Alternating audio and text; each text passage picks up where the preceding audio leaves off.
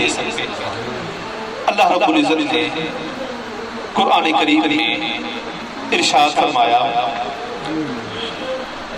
کہ نبی مکرم صلی اللہ علیہ وآلہ وسلم کی پاک ذات فبما رحمت من اللہ لنت لهم کہ پس آپ اللہ رب العزت کی رحمت کے سبب نرم دل ہو گئے، آپ کے اندر اللہ رب العزت نے نرمی پیدا فرما دی۔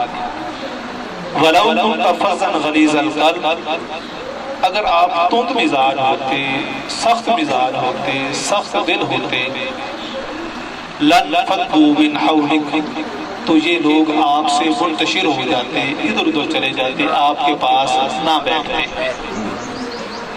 فَاعْفُ عَنْهُمْ اگر ان سے کوئی غلطی ہو جائے تو آپ ان سے درگزر فرمائیں۔ وَاسْتَغْفِرْ لَهُمْ اور ان کے لیے مجھ سے بخشش طلب کریں کہ باری تعالیٰ تو بھی انہیں معاف کر دے۔ وَشَاوِرْهُمْ فِي الْأَمْرِ اور کام کاج کے معاملے میں ان کے ساتھ مشورہ کیا کریں۔ اللہ رب العزت نے نبی مکرم صلی اللہ علیہ وآلہ وسلم کو فرمایا کہ پس آپ کو میں نے اپنی رحمت کے سبب نرم بنا دیا، سراپا رحمت بنا دیا۔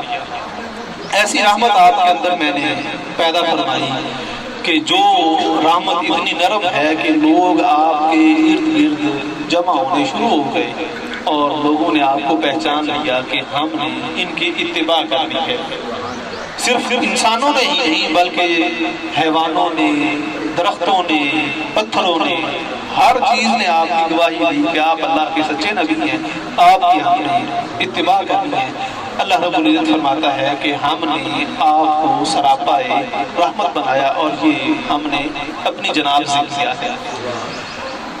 آگے فرمایا کہ اگر آپ سخت مزاج ہوتے جس طرح سے یہ دنیا دار لوگ ہوتے ہیں تو یہ ساری چیزیں آپ سے منتشر ہو جاتی، یہ بھاگ جاتی، آپ کے قریب نہ آئیں۔ فَاعْفُ عَنْهُمْ بس آپ ان سے درگزر فرمائیں کہ اگر ان سے کوئی غلطی ہو جاتی ہے، کوئی کوتاہی ہو جاتی ہے تو آپ نے ان کو معاف کر دینا ہے۔ وَاسْتَغْفِرْ لَهُمْ اور ان کے لیے بخشش طلب کریں۔ وَشَاوِرْهُمْ فِي الْأَمْرِ اور ان کے ساتھ صلاح مشورہ کیا کریں، ہر کام میں جو بھی آپ نے کرنا ہو ان سے مشورہ کر لینا چاہیے۔ رومی فرماتے ہیں کہ جب اللہ رب العزت نے مشورہ کرنے کا حکم ارشاد فرمایا ہے تو پھر کیا وجہ ہے کہ تو اپنے آپ کو اتنا سیانہ سمجھتا ہے اور مشورہ کرنے کو پسند نہیں کرتا۔ مولانا روم اس کے اوپر چند اشعار بیان فرماتے ہیں کہ انسان کو مشورہ کرنا چاہیے جس طرح سے اللہ رب العزت نے نبی مکرم صلی اللہ علیہ وآلہ وسلم کو مشورہ کرنے کا حکم فرمایا ہے۔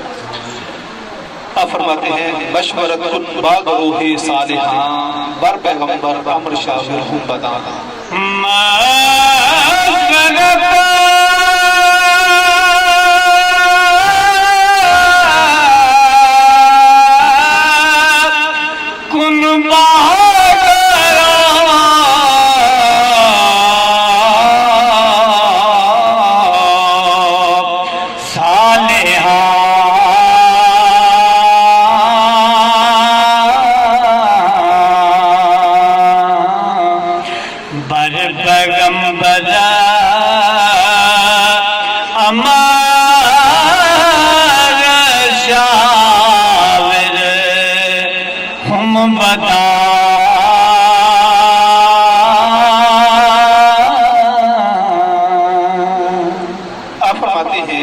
مشورۃ با گروہ صالحاں کہ اچھے لوگوں کے ساتھ تو مشورہ کیا کر۔